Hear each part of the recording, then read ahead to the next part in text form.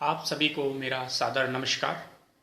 आज के present scenario में 10th और 12th के स्टूडेंट्स को सबसे बड़ा टेंशन ये होता है कि हमें क्या सब्जेक्ट लेना होता है, क्या सब्जेक्ट लेना चाहिए। तो जो 10th और 12th के रिजल्ट्स आए हैं, सबसे पहले आप सभी विद्यार्थियों को, छात्रों को मेरी ओर से भविष्य की शुभकामनाएं। और जो कुछ गाइडलाइंस मैं आज आपको बताने वाला हूं, उसको अगर आप ध्यान से सुनते हैं तो आपकी जो प्रॉब्लम्स है सब्जेक्ट को लेकर के कहीं ना कहीं कुछ आपको हेल्प मिलने वाली है।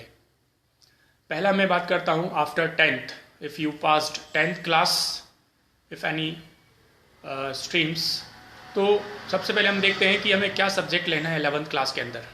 तो अगर कोई स्टूडेंट एवरेज स्टूडेंट रहा है तो अगर वो साइंस बैकग्राउंड में जाना चाहता है, मैथ्स से लेना चाहता है, पीसीएम लेना चाहता है, तो मैं उनको पर्सनली सजेस्ट करना चाहूँगा कि ये आपका डिसीज़न थोड़ा सा अच्छा नहीं होगा, क्योंकि एक 10th तक जो फाउंडेशंस होता है, बेसिक्स होता है, फिजिक्स, केमिस्ट्री और मैथ्स, उसमें अगर आप वीक है तो ये सब्जेक्ट लेना थोड़ा सा लिए आपके लिए हानिकारक हो सकता है और फ्यूचर में आप स्ट्रांग नहीं बन पाते।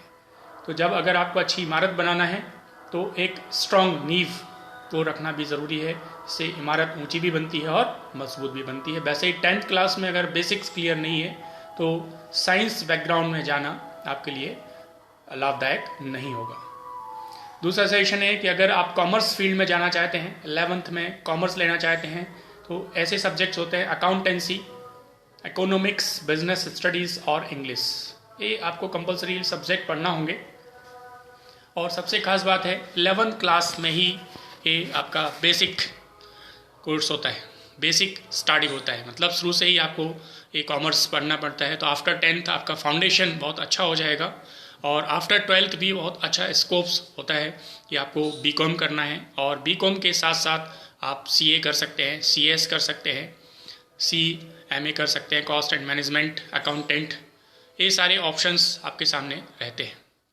तो अगर आपको सब्जेक्ट सेलेक्ट करना है तो आपको सबसे खास बात याद रखना होता है, पहले देखें अंक सूची और फिर देखें अपनी रुचि। इट मीन्स पहले अपनी मार्कशीट देखना है कि उसमें क्या स्कोर आया है, क्या मार्क्स आए हैं, और उसके बाद आपका इंटरेस्ट किस पर्टिकुलर स्ट्रीम में है, किस सब्जेक्ट को लेकर के है, उस इंटरेस्ट के साथ ही आपको ये सब्जेक्ट पढ़ना है। ऐसा नहीं है कि मित्र ले रहा है तो मुझे भी ये सब्जेक्ट लेना चाहिए। आपका इंटरेस्ट होना भी ज़रूरी है, रुचि होना ज़रूरी है, क्योंकि बिना इंटरेस्ट के आपको पढ़ने में अच्छा नहीं लगेगा, आपको बोरियत लगेगी। काफ़ी लोगों का मानना है कि कॉमर्स सब्जेक्ट लेना इजी होता है, पढ़ना आसान होता है, क्योंकि इसमें न्यूमेरिकल्स कम होंगे या आगे हमें थ्योरी कम पढ़ना पड़ेगी, आर्ट्स लेंगे तो थ्योरी ज़्यादा पढ़नी पड़ती हैं। तो ऐसी आप लोगों की बहुत बड़ी गलतफहमी होती है। कोई भी सब्जेक्ट आसान या कठिन नहीं होता है, हमें हर सब्जेक्ट को रेगुलर बेस पर पढ़ना ज़रूरी है। अगर 12th आप साइंस बैकग्राउंड से हैं, पीसीएम लिया हुआ है, आप साइंस फील्ड में आगे बढ़ना चाहते हैं तो इज़ गुड, लेकिन अगर आप एवरेज स्टूडेंट्स हैं 12th तक तो आप कॉमर्स सब्जेक्ट लेते हैं तो आपके लिए बहुत ही ज़्यादा बेनिफिशियल होगा, क्योंकि ये साइंस बैकग्राउंड के जो स्टूडेंट्स होते हैं उनका कैचिंग पावर बहुत अच्छा होता है और इसका बेनिफिट उनको आगे मिल सकता है, क्योंकि आफ्टर 12th बहुत सारे ऐसे स्कोप्स हैं, सीए है, सीएस है, बहुत सारे ऐसे स्कोप्स हैं जो आप कर सकते हैं। तो अगर पीसीएम आपने लिया हुआ है तो आपका एक बेसिक कोर्स आप कर सकते हैं, जो बीकॉम फर्स्ट लेवल पर आपको मैथमेटिक्स भी मिल रहा होता है और ये सारी कोर्सेस आप इजीली कर पाते हैं। तो अंत में यही कहूँगा कि सबसे पहले तो आप अपने अंक सूची, मार्कशीट को देखें, फिर अपना इंटरेस्ट जिस फील्ड में, जिस कोर्स को लेकर के है, उस वही सब्जेक्ट आपको लेना है। अपने टीचर्स से, अपने घर में जो भी सीनियर होते हैं, माता पिता होते हैं, उनसे भी आप सलाह ले सकते हैं, लेकिन सबसे पहले आपको अंक सूची देखना है और फिर अपनी रुचि, मार्कशीट और इंटरेस्ट जिस में फील्ड में है वही आप सब्जेक्ट लेंगे तो ज़्यादा अच्छे से आप पढ़ पाएंगे, आपको आगे रुचि रहेगी। तो 10th के बाद अगर आपको सब्जेक्ट कॉमर्स लेना है तो एक बेसिक स्टार्ट होगा, फाउंडेशन अच्छा होगा, और आफ्टर 12th भी बहुत सारे स्कोप्स होते हैं जो बीकॉम और बीबीए कर सकते हैं। इसके अलावा और भी कोर्सेस कर सकते हैं और ये सारी चीज़ें आपके लिए अच्छी होगी।